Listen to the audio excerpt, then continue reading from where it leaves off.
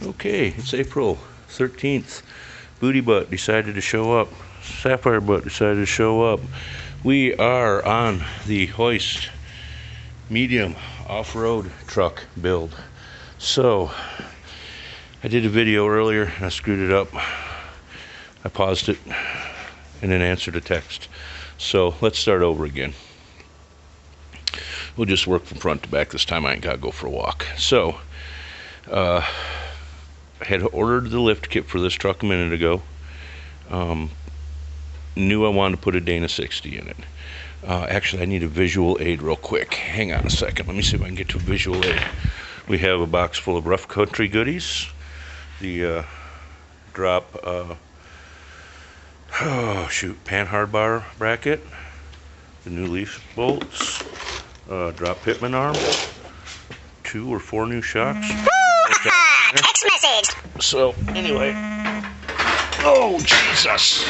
Real trucks require real trucks. Text message. Oh, kicking stuff all over the place. Battery's going low, of course. So, you can kind of see comparatively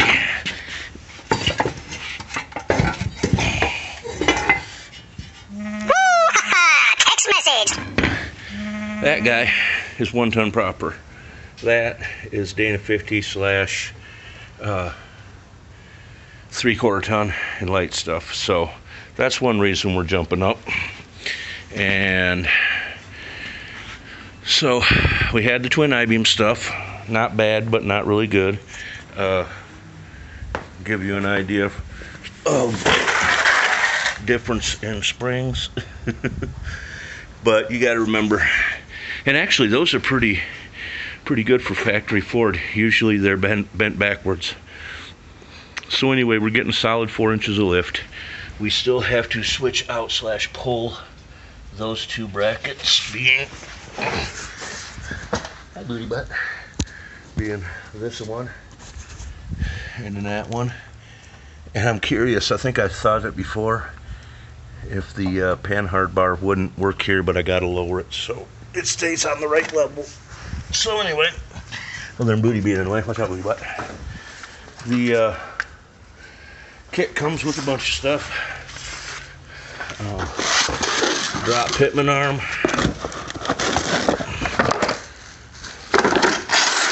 The bracket. The new bushings for the springs just slide in. You tap them in there. And then the tube runs through.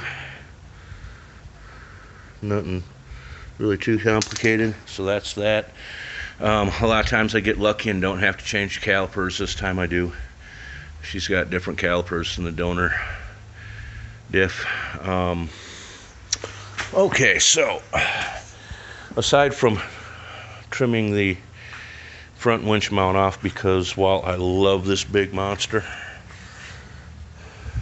I need it in the back.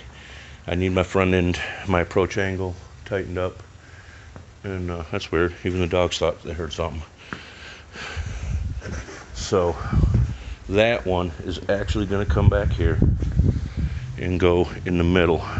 Now, that plate is what I used on the front, and I need to do something similar, but I'm going to step it up to 3/8, and when I have my guy do it, we'll bend it to fit. So I've got a cross member in there, because text message. You better not be stopping. It might be. Anyway, we're going to roll with it until it dies. You can see how that frame rail's kicked over because they took out the cross members that hold it. So before I change the rear diff, which is another thing that's right in our face, I want to get that tied up so it can't move, because really it has nothing holding the frame together all the way that far up. So another reason for the tonner diff, you have 5.5 inches between the spring perch and the backing plate. Here you got about 2 or 3, and this thing has a big stupid spacer, which I think I showed everybody yesterday. I don't know if I can get back in there where you can see it. Oh yeah, silly ass spacer in there. It gotta go. That don't help much. So that's one thing. they used this stuff for blocks to hold up the bed. That's junk. I may reuse the pedestals. But this bed, and I showed in the other video, sadly, if we run out of battery, we might play it.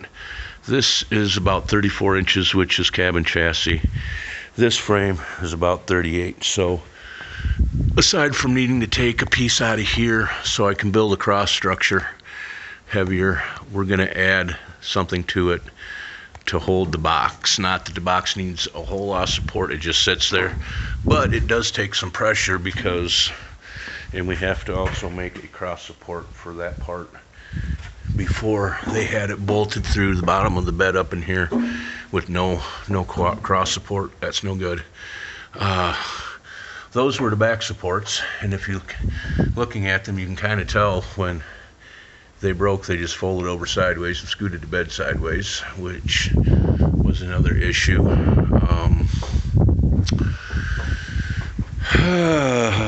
There was so much more in the first video. Maybe I'll post them both because this one's getting short. Anyway, our next step is to have some dinner and then start on installing the Dana 60. This is a 10.5 Sterling. They're both 410 geared. That's Kingpin unit, and since I'm talking about them, this is going in red, Bob. These are so much tougher, the old Kingpin units. That one come out of an 87. This diff and the one that's going in it both come out of like 97, 96, so they're more or less period correct for the truck. Still trying to figure out what that was, what it was doing. Alright, y'all, maybe I'll post them both. I'm going to cut out and go get some food. Till later, hope y'all have a great day, and we'll see you on up the road.